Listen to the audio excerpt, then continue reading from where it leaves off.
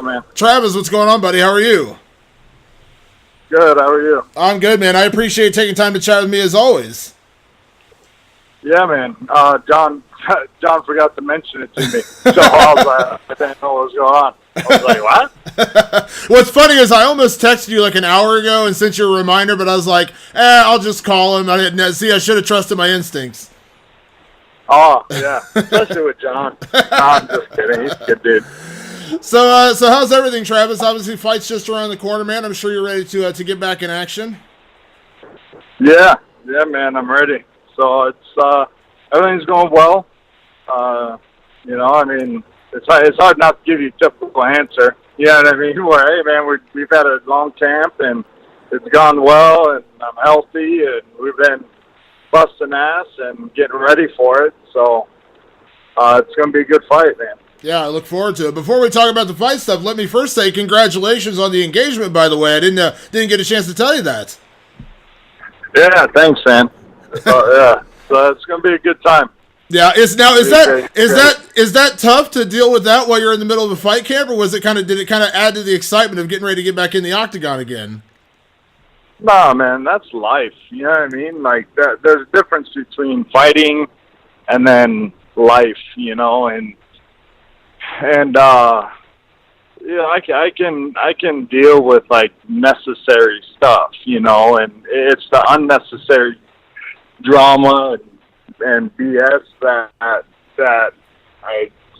I won't deal with, but like that's a part of life, and it's an exciting part of life. So it's a great time. It hasn't affected my camp negatively at all.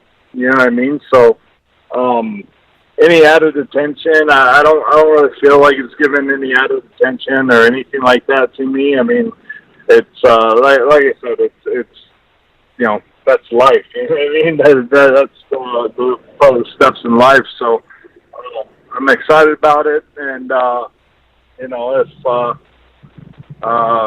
hasn't affected this camp at all. Yeah. So now I'm curious. We know Travis Browne the fighter, Travis Browne the dad, Travis Browne the hunter. What about Travis Browne the wedding planner? Is that another hat you're ready to add to the collection? Yeah, that's the part of that's the part of life that I'm not dealing with right now.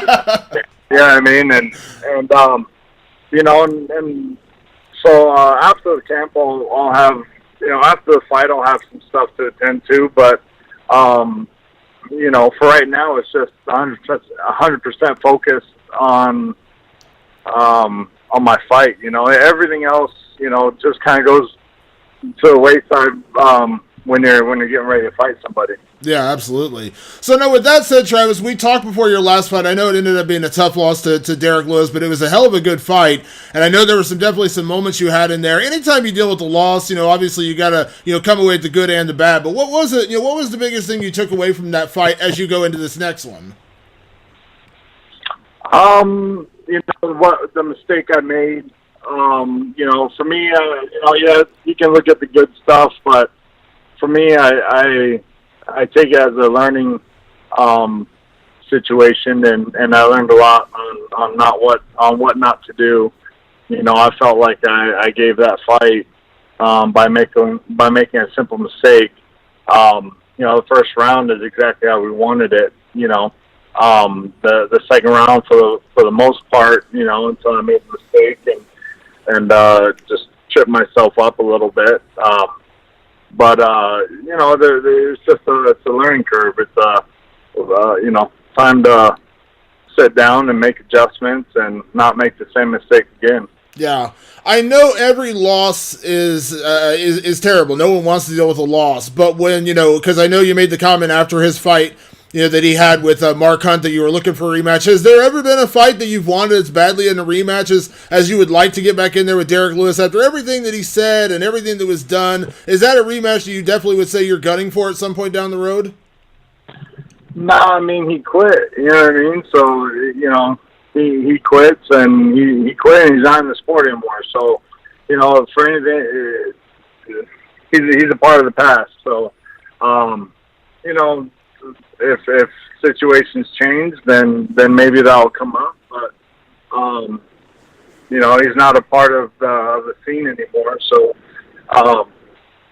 yeah, that's the last time I'm really going to talk about the guy because he's not relevant.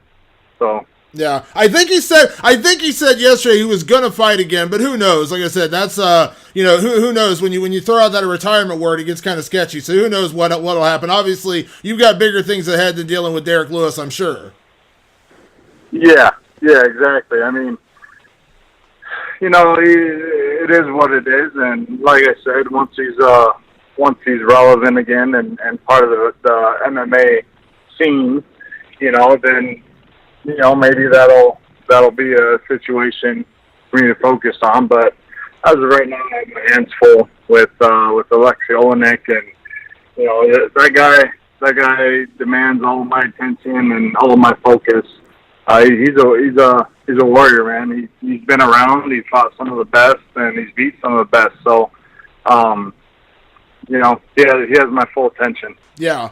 Well, let me ask you about Alexei, because it's such an interesting matchup, because I don't ever like to call anyone in mixed martial arts one-dimensional. And when I come to him, I don't mean it as an insult, but he is such a submission specialist. I mean, that's what he does. He's so weirdly dominant with his submissions, too. I mean, that last choke he pulled off in his last fight was something we have literally never seen before in a UFC fight. So, I mean, how do you approach, without giving away your game plan, Travis, how do you approach a guy that you kind of have to know, at least going into it, that this is one thing in particular this guy's looking to do? Not to say he doesn't have knockouts and he doesn't have striking, but you got to kind of know that in a perfect world he's going to try to submit you. Yeah, I mean, it's not the first time I've ever been in there against a grappling heavy opponent. But I think where he's at in his career, he's learned to strike just enough to open up his submissions. He's knocked the guy out cold in the UFC, and he submitted a bunch of guys, and so he's. I think people look at him as a grappler, but I look at him as a more of a complete fighter than a grappler. Yeah, he might be grappling heavy, he might be submission savvy and stuff, but I mean the guy. We all have knockout power in the heavyweight division, and he's proved it. So. It's mostly just about going out there and sticking to a game plan and just doing what I do best and trying to go for the finish. So yeah, I know you made a few tweaks and changes for your last training camp, doing things a little bit differently in Vegas and some stuff like that. Was there anything different done for this camp, considering Alexei is a bit of a specialist, like I said, with his submission game, the kind of weird wrestling submission game he presents? Did you make any tweaks and changes to the training camp to prepare for that, or did you try to keep things kind of, even across the board so you didn't over prepare for what he brings to the table? Yeah, I think what happens is people see that, and then they might spend their whole camp on what he does best. And, he also has to focus on what I do best. And, he is there to go up against, a strong striker like myself in the UFC. Outside the UFC, he's going against, say, Crow Cop and stuff like that. But, we're a little bit different here, in the elite levels of the UFC. And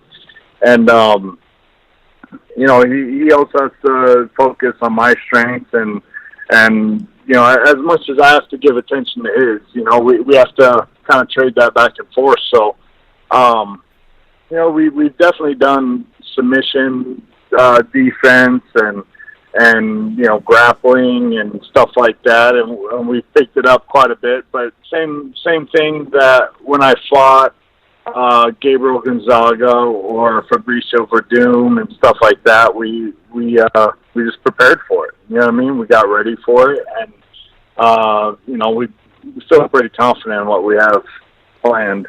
Yeah. When you deal with a couple losses in a row, Travis, it's weird because we've talked about this in the past, how, technically you're still very young in your mixed martial arts career in terms of your learning curve, but when you deal with a couple of losses Do you have to make sure not to reinvent the wheel going into every camp? Because it feels like you were, maybe just a couple things away from winning, any of the losses that you've had. Just one thing went differently your way, you would be on maybe a 3 or 4 fight winning streak. I mean, do you have to, how do you balance that? Because I imagine that's something you have to be careful not to overthink it. Yeah, you don't want to get too shy.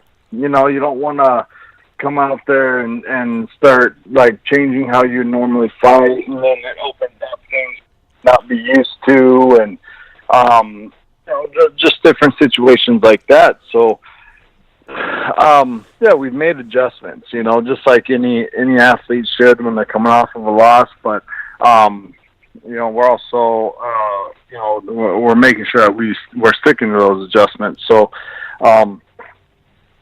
in the last fight, I came out, had a pretty dominant first round, and then ended up losing the fight. But, we just got to stick to what we're good at and keep moving forward and just keep checking.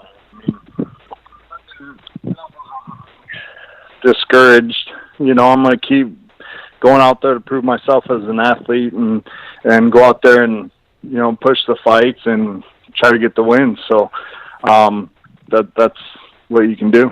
Yeah. I know, this is a question you're probably going to be asked nonstop leading into the fight, but, at the end of the day, coming off a few losses in a row, no one ever wants to lose one, much less 2 or 3 or whatever happens. Do you put any extra pressure on yourself, Travis, to, make sure you go out there and not say play safe, but you know what I mean, that you want to make sure you get a win, or do you have to just go out there and be yourself and just know that the win will come? Yeah, you just got to go out there and perform.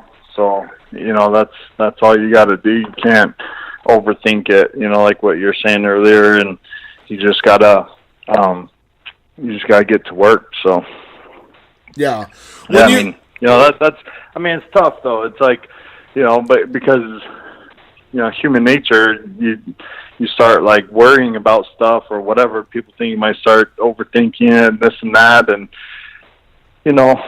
I had my time to think about that, about the loss and stuff like that. And, at this time I'm focused on winning this fight, and that's what I have ahead of me.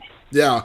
Do you have to be careful? Because I hear this a lot of times when fighters are in this situation, maybe coming up on the last fight of a contract or off a couple losses, whatever it is, that, they say it's do or die. I got to win. My back's against the wall. Those kind of cliched things, but I understand where it comes from. But do you try to keep a more positive attitude? Because that's the way it sounds like. You're not thinking about it's do or die. It's just, I got to go in there and win. And I think that is 2 different mindsets.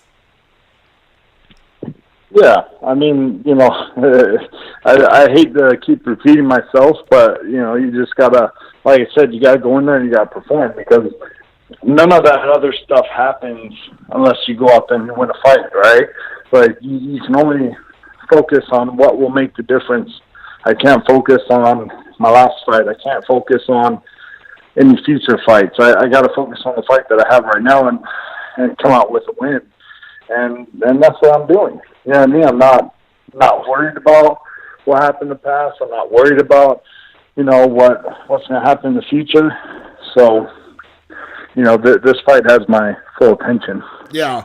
I know you are best known, Travis, as a knockout artist. Beyond anything else, when you look at Alexei Oleinik and you look at the work you're putting in right now, would that be the best outcome possible, to go in there and get another big knockout, just not only to get back on track, but also to kind of, remind everybody who Travis Browne is and what you mean to this division? Yeah, I mean, I like to go out and make a statement. So I'm going to go out there, look for the finish. If it's a knockout, great. If it goes to the ground, then great. And, I'm not an amateur on the ground. I think that part of my game is underrated. So, whatever opens up, I'm willing to take. So, definitely people know me for the knockouts and stuff like that. So that's obviously, every fight you start on your feet. So, you're gonna have to get through that in order to go to the ground, But if it goes to the ground, I feel competent there for sure. Yeah. Well, this is a great matchup. I love this fight. Obviously, being part of International Fight Week is always good. I'm sure you're excited to get back in there. My last question, Travis, I'll get you out of here on this. I was talking to you earlier, kind of joking about the wedding planning stuff, but I'll be honest. What's a tougher fight coming up for you? Is it Alexi Oleinik, or is it fighting with Ronda over the cake, or maybe the dress, or do you think you'll agree on everything? Because I've not gone through it, so I'm asking your advice. What do you think? Is that tougher? Yeah.